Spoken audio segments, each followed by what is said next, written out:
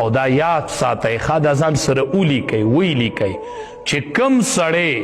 سنت پریږدي سنت د ده فرض به ناقصي ښه د ده فرض کامل کیدی نشي دی دې مطمئن اوسي چې فرض یې نیمګړي دي فرض یې نیمګړي چې کم سړی سنت کوي د ده به فرض کاملي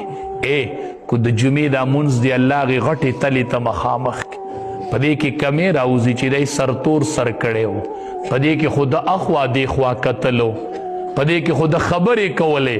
وایي به سنت وله راوالی چې دا مونځ پې مکمل کړو نو چې وکته شي وایي چې د ده خوړو د جمعې د ورځې سنت شته دی نه څه چل به کوې دا مونږ په څه شاړو سر یو کم طرف ته روان یو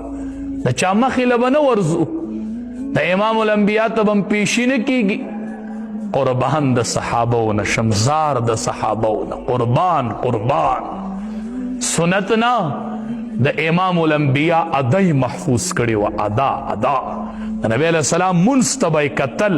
چې نبی علیہ السلام سجده داسې لګي اقه شان سجده به یې لګول ځکه خو نبی علیہ السلام یو ورځ وایي ما جنت ولیدو ابوبکر صدیق رضی الله تعالی جنت می ولیدو وی کلا فی المنام او فی لیلة المعراج په دې دوو موقعو د جنت لیدی شي بل ځای نه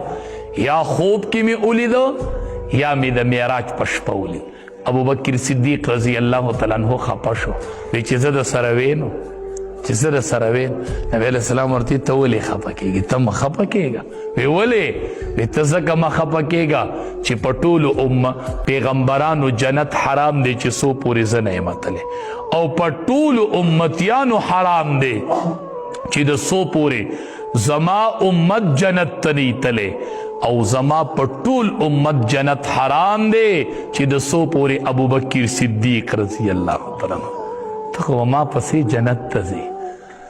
زما په امت کې به ډومبې هغې جنت ته ته داخلیږي کم جنت چې ما په خوب کې لیدی دی یا مې په شپه د معراج لیدی دی ته مه خفه کېږه هغې جنت ته به د ټولو نه ډومبې ته ځې ښه موږ به په بار چغې وایو چغې به وو د نبی علیه السلام په عزت ځان قربانومه دا منمه دا مینه به ساتو د ختم نبوت جلسې له راغلی یمه او په میدان کې به ولاړ یو په نبی علیه السلام داغ به نه برداشت کو او ولاړ یو دا ټیک خبره ده د جمعې په ورځ چې دا سنت پرېږدي دا د چا سنت دی جلسې له راغلی او سنت پرېږدي د جمعې په ورځ ته په نبی علیه السلام ننګ کوې ته د امام الانبیا سنت محفوظ کوې او د جمعې په ورځ سنت پرېږدي او د مسجد نه وځې د جمعې په ورځ سنت پرېږدي او د جماعت نه وځې مخې له به ورځې که نه د امام الانبیا سره به دې پیشي کېږي که نه سترګې به مخامخ کېږي که نه حوض کوثر له به ورځو نه امام الانبیا به ناسي وای په حوض کوثر به د اسمان د ستورو عمره لوښي او امتیان به یې ځي اوبه به څکي امتیان به ځي